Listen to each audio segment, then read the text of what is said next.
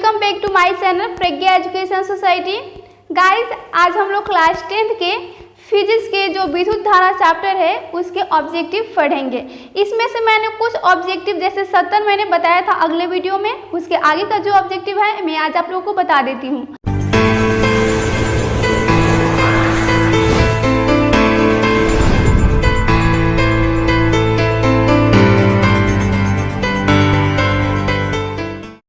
जो 71 नंबर है इसका देखिए, अगर बैटरी से केवल प्रतिरोधकों के एक समूह ही संयोजित है तो स्रोत की ऊर्जा निरंतर पूर्ण रूप से किस ऊर्जा में परिवर्तित होगा। देखिए, अगर कोई बैटरी है तो उससे केवल जो प्रतिरोधक है तो वह एक ही समूह में संयोजित है, एक ही साथ मतलब संयोजित जुड़ा हुआ है, तो स्रोत की ऊर्जा लगातार निरंतर पूर्ण रूप से किस ऊर्जा में कन्वर्ट हो जाएगा।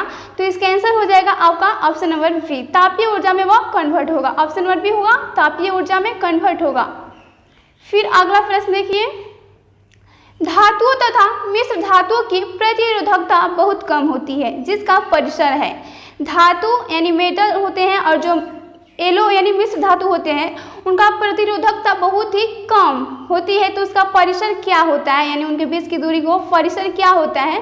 तो इसका आंसर हो जाएगा आपका ऑप्शन नंबर ए, यानी ए होगा या आपका ऑप्शन नंबर ए, यानी 2 मीटर 10 के पावर -8 से यहाँ पर हो जाएगा 10 के power -6 ohm 2 metre. Option number A right होगा।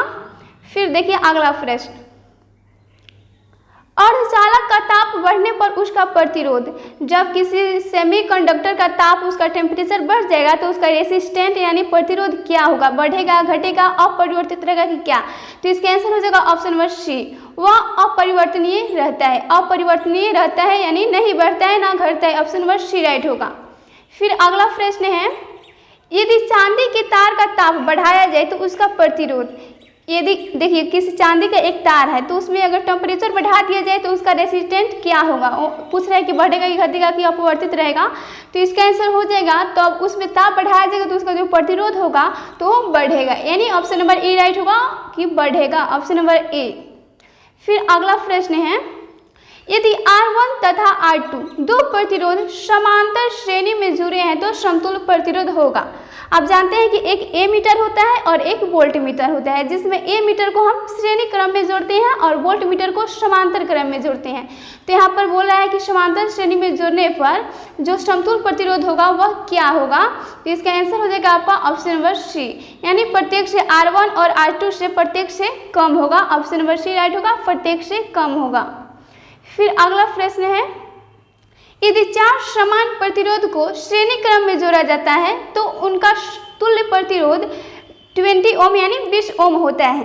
प्रत्येक प्रतिरोध होगा, देखिए यदि 4 समान प्रतिरोध को श्रेणी क्रम में जोड़ा जाता है श्रेणी क्रम में तो उनका तुल्य प्रतिरोध 20 ओम होता है। तो प्रत्येक का प्रतिरोध क्या होगा, उसके रेसिस्टेंट यानी आर का मान पूछ रहा है। तो इसका आंसर हो जाएगा आपका, यह न्यूमेरिकल टाइप क्वेश्चन है, आप पढ़े भी होंगे। तो इसका आंसर हो जाएगा ऑप्शन नंबर ए, यानी 5 ओम होगा। 5 ओम आर यानी आर इक्वल यहाँ पर हो जाएगा आपका 5 ओम का चिन्ह इस तरह होता है ओम। फिर अगला प्रश्न है, धातुओं में धारावाहक होते हैं। धातुओं में धारावाहक यानी जो प्रवाहित होता है धारा, तो वह क्या होता है।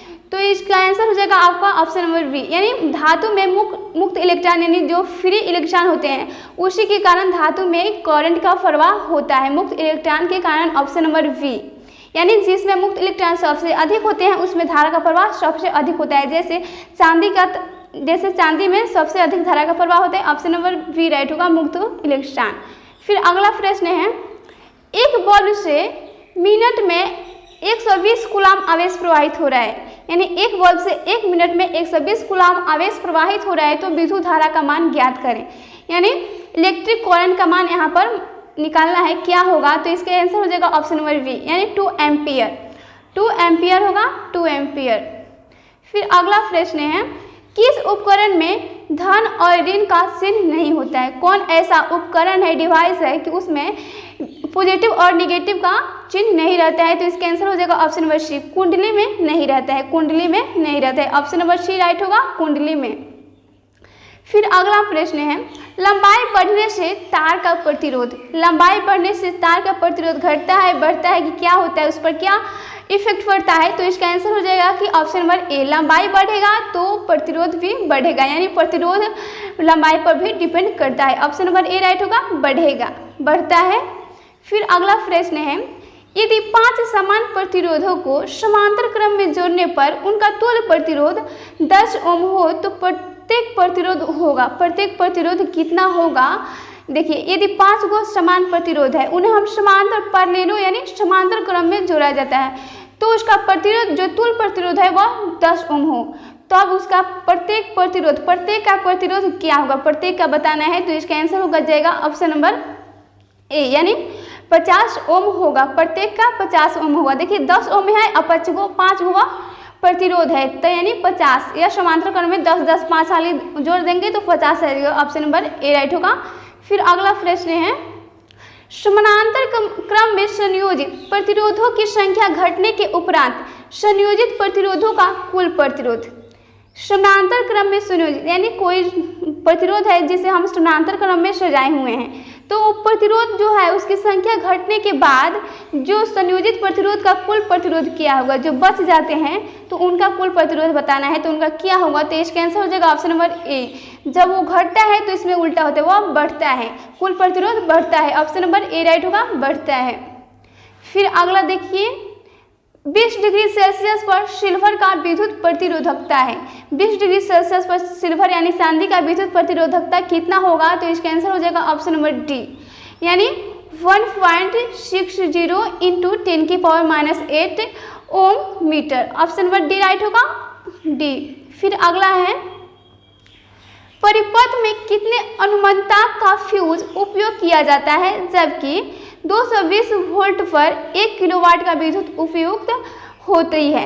देखिए, एक परिपथ है, उसमें कितने अनुमंता का फ्यूज उपयोग किया जाए कि उसमें 220 वोल्ट पर और 1 किलोवाट का विद्युत ऊर्जा उसमें से मतलब प्रवाहित होती है? तो इसका आंसर हो जाएगा ऑप्शन नंबर डी, उस परिपथ में जो फ्यूज है तो उसको 5 एम्पियर का फ्यूज उपयोग किया जाता है, 5 ampere. Option number D right होगा, 5 एम्पियर का फ्यूज। फिर अगला है, परिपथ में किन्हीं 2 बिंदुओं के बीच का विभवांतर मापा जाता है, परिपथ में किन्हीं 2 बिंदुओं के बीच का विभवांतर किससे मापा जाता है? विभवांतर। तो इसका आंसर हो जाएगा ऑप्शन नंबर बी, विभवांतर तो है तो वोल्टमीटर से मापा जाता है। ऑप्शन नंबर बी राइट होगा, वोल्टमीटर से मापा जाता है। फिर अगला प्रश्न है, निम्न में से किसका अर्थ जल होता है? इसमें जो ऑप्शन दिया है उसमें किसका मीनिंग अर्थ होगा? जल, वाटर होगा। तो इसका आंसर हो जाएगा ऑप्शन नंबर डी, यानी हाइड्रा। हाइड्रो का अर्थ होता है जल, हाइड्रो, जैसे हाइड्रोजन होता है तो हाइड्रो का अर्थ हो जाएगा जल। ऑप्शन नंबर डी राइट होगा, हाइड्रो। फिर अगला प्रश्न है, ताप बढ़ने पर चालक का प्रतिरोध बढ़ता है तो यह क्या होगा? ताप बढ़ने पर चालक का प्रतिरोध क्या होता है, बढ़ता है या घटता है? मतलब यह यहाँ 2013 दिया है ना, 2017 में प्रश्न पूछा है, ताप बढ़ने पर चालक का प्रतिरोध, मतलब यह प्रश्न बहुत ज़्यादा पूछता है, यह थोड़ा इंपॉर्टेंट है, आप लोग याद यहाँ पर केयर कीजिएगा। ताप बढ़ने पर चालक का प्रतिरोध बढ़ता है या घटता है? तो आप याद रखिएगा, जो प्रतिरोध का मान होता है वह ताप पर भी निर्भर करता है, लंबाई पर भी निर्भर करता है, और उसके जो काट का क्षेत्रफल होता है उस पर भी डिपेंड करता है प्रतिरोध का मान। या तब अगर ताप बढ़ रहा है तो जो चालक का प्रतिरोध है वह अवश्य ही बढ़ेगा। ऑप्शन नंबर ए राइट होगा, बढ़ता है, यानी बढ़ता है। फिर अगला प्रश्न है, रेशम द्वारा रगड़ने पर कांच की छड़ में उत्पन्न आवेश है, जब किसी रेशम के द्वारा रगड़ा जाता है तो कांच के छड़ में जो आवेश उत्पन्न होता है, चार्ज उत्पन्न होता है, तो वह क्या होता है? ऋणात्मक, धनात्मक क्या होता है? तो इसका आंसर हो जाएगा ऑप्शन नंबर बी, यानी धन आवेश होता है, वह धन आवेश उत्पन्न होता है। ऑप्शन नंबर बी राइट होगा, धन आवेश।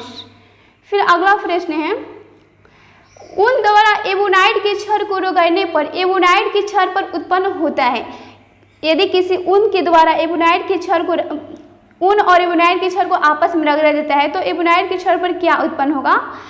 तो इसका आंसर हो जाएगा ऑप्शन नंबर ए, एबोनाइट के छड़ पर ऋण आवेश उत्पन्न होगा, ऋण आवेश। ऑप्शन नंबर ए राइट होगा, ऋण आवेश। फिर अगला प्रश्न है, 2 आवेशित वस्तुओं पर लगने वाले बल पर कौन सा नियम लागू होता है? दो आवेशित वस्तुओं पर लगने वाले बल पर कौन सा नियम लागू होता है? तो आपको पता होगा कि 2 आवेशित वस्तु पर लगने वाला नियम कूलाम का नियम होता है, कूलाम का नियम। तो इसका आंसर हो जाएगा ऑप्शन नंबर सी, यानी कूलाम का नियम। दो आवेशित वस्तु पर लगने वाला बल कूलाम का नियम होता है, यानी F equal Q1 into Q2 होता है, जो कि कूलाम का नियम है। उन्होंने दो नियम दिया था, एक दिया था कि एक व्युत्क्रमानुपाती होता है और एक समानुपाती होता है।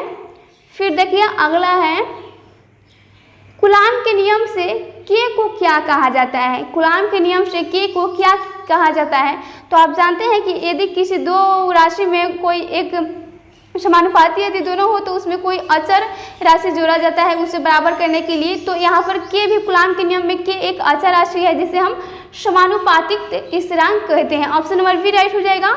समानुपातिकता स्थिरांक कहा जाता है K को कूलाम के नियम में, ऑप्शन नंबर बी।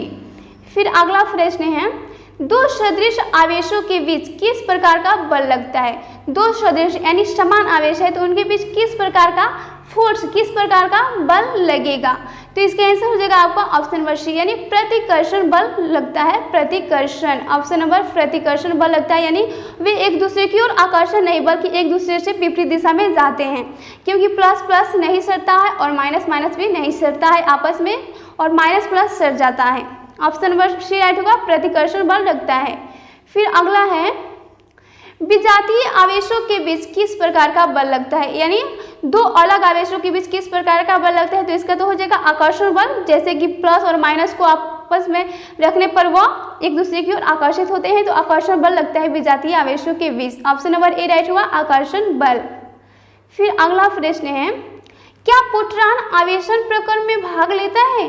क्या पोट्रॉन आवेशन प्रक्रम में यानी आवेशन के जो प्रोसेस है उसमें पार्ट लेता है, भाग लेता है, तो इसका आंसर हो जाएगा ऑप्शन नंबर ए, यानी वो नहीं लेता है। ओनली फॉर इलेक्ट्रॉन भाग लेता है, यानी नहीं लेता है, प्रोटॉन भाग नहीं लेता है।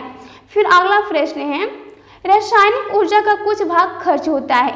रासायनिक ऊर्जा का कुछ भाग कहाँ पर खर्च होता है, तो इसका आंसर हो जाएगा ऑप्शन नंबर ए, यानी यांत्रिक ऊर्जा में कुछ भाग खर्च हो जाता है, यानी गतिज ऊर्जा और स्थितिज ऊर्जा के योग को हम यांत्रिक ऊर्जा कहते हैं, तो उसी में कुछ भाग खर्च हो जाता है रासायनिक ऊर्जा का। ऑप्शन नंबर ए राइट होगा, यांत्रिक ऊर्जा में। फिर अगला प्रश्न है, विभवांतर किसमें गति प्रदान करने का काम करता है। विभवांतर जो होता है किसमें मोशन लाने का काम करता है, तो इसका आंसर हो जाएगा ऑप्शन नंबर बी, यानी इलेक्ट्रॉन में मोशन लाने का काम करता है विभवांतर। ऑप्शन नंबर बी राइट होगा, इलेक्ट्रॉन में। फिर अगला प्रश्न है, सेल के भीतर होने वाली रासायनिक अभिक्रिया सेल के दो टर्मिनलों के बीच उत्पन्न करता है। सेल के भीतर जो होती है रासायनिक अभिक्रिया तो वो सेल के दो टर्मिनल के बीच क्या उत्पन्न करता है, तो इसका आंसर हो जाएगा ऑप्शन नंबर ए, यानी विभवांतर उत्पन्न करता है। दो टर्मिनल के बीच वह विभवांतर उत्पन्न करता है। ऑप्शन नंबर ए राइट होगा, विभवांतर। फिर अगला प्रश्न है, किसी चालक में प्रवाहित धारा के लिए ओम का नियम लागू होता है, यानी किसी पदार्थ में धारा प्रवाह होता है तो उसमें ओम का नियम किस तरह लागू होगा, तो इसका आंसर हो जाएगा ऑप्शन नंबर ए, यानी जब चालक का ताप अचर रहता है, जब चालक जो पदार्थ है जो चालक के रूप में, तब उसका टेम्परेचर कांस्टेंट रहता है, यानी अचर रहता है, नहीं बदलता है, तब ओम का नियम लागू होता है। ऑप्शन नंबर ए राइट होगा, जब चालक का ताप कांस्टेंट यानी अचर रहता है। फिर अगला प्रश्न है, शुष्क कागज की प्रतिरोधकता है, शुष्क कागज की प्रतिरोधकता क्या होगी, तो इसका आंसर हो जाएगा ऑप्शन नंबर सी, यानी 10 की पावर 12 ओम मीटर, 10 की पावर 12 ओम मीटर हो जाएगा शुष्क कागज की प्रतिरोधकता। फिर 100 नंबर क्वेश्चन है, संचायक बैटरियों को पुनः आवेशित करना संभव है या नहीं।